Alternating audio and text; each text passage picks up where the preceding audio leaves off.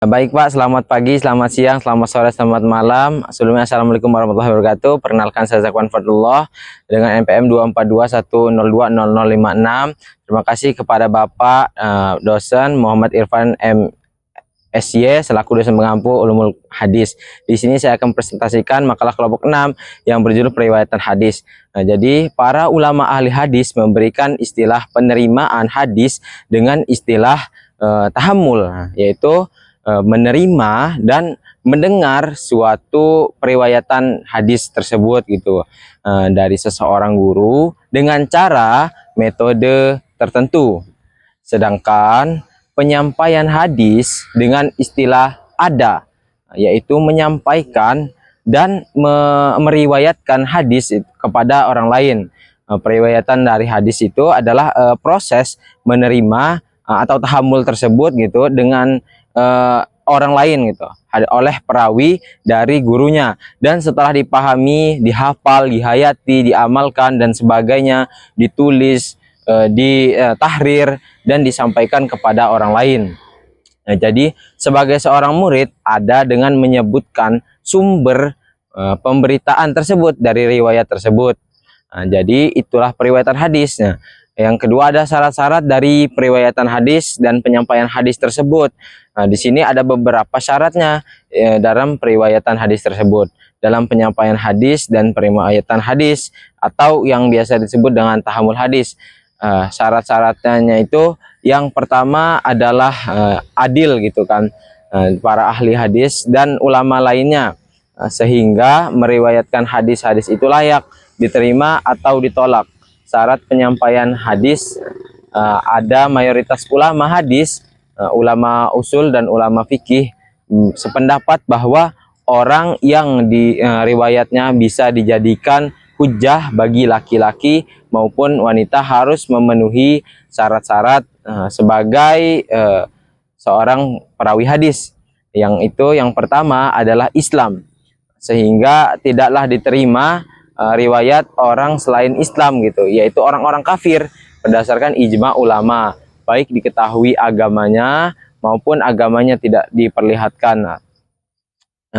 Dan sangat tidak logis bila riwayatnya diterima, sebab ia adalah seorang kafir gitu. Sebab menerima riwayatnya berarti membiarkan cacian atas kaum muslimin sendiri gitu.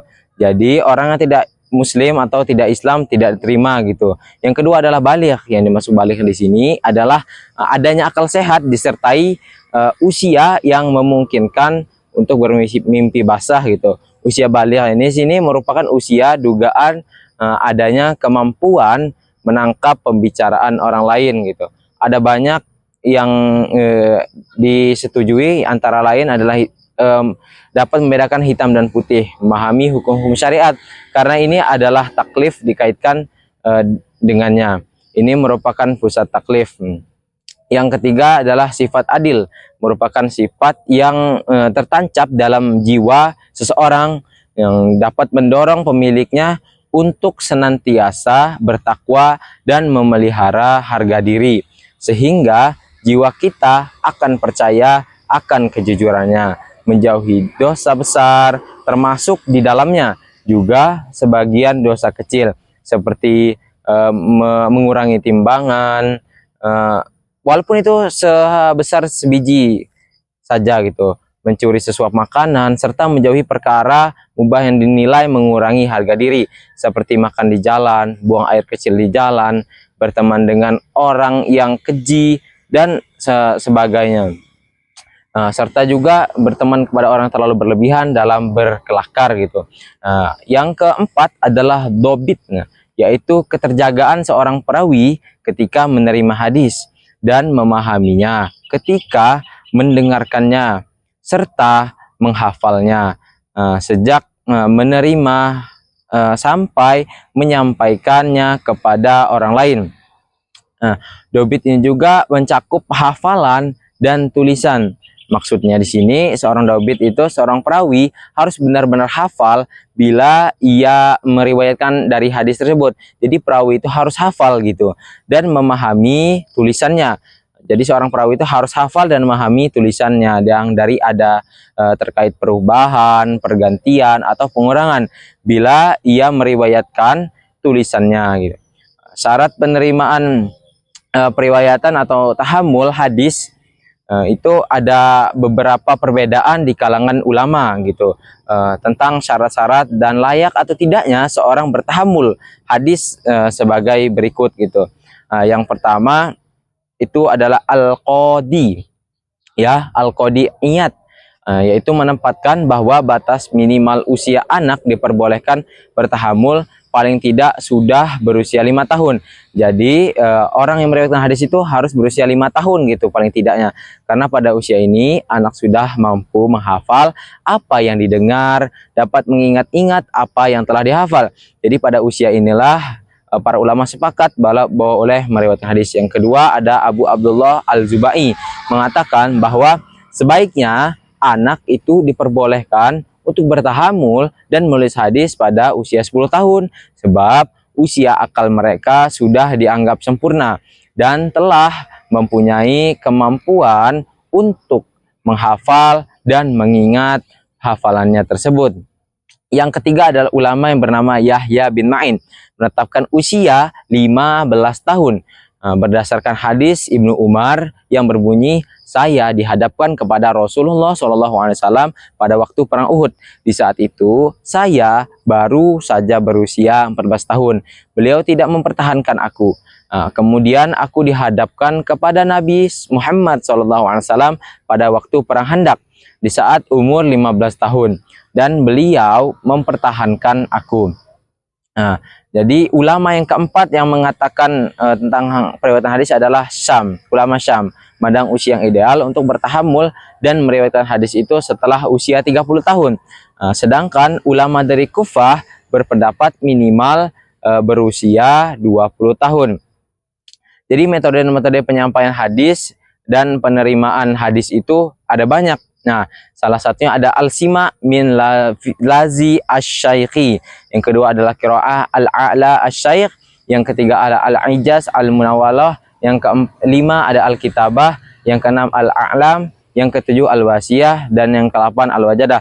Jadi dari penerimaan dan hadis tersebut gitu, ada banyak cara untuk menerima dan menyampaikan hadis. Nah, salah satu syarat-syaratnya itu adalah berakal gitu, baligh Islam. Jadi orang yang meriwayatkan hadis itu harus memiliki sifat-sifat seperti itu gitu. Jadi jika ada seorang perawi yang tidak adil, yang tidak jujur, salah satu juga tidak Islam gitu. Jadi riwayat tersebut tidak dapat diterima atau bisa disebut tertolak gitu. Bagaimana ceritanya seorang yang tidak beragama Islam atau seorang kafir meriwayatkan hadis dan diterima? Jadi orang yang tidak beragama Islam itu tidak diperbolehkan meriwayatkan hadis, atau jika dia meriwayatkan hadis maka hadis tersebut tertolak atau tidak dapat diterima. Yang kedua adalah baligh. Nah, dari penjelasan tersebut ada banyak waktu baligh yang disarankan oleh beberapa ulama, yang ada juga yang bilang sekitar 5 tahun, 10 tahun, 15 tahun, 30 tahun dan sebagai macam ulama lainnya.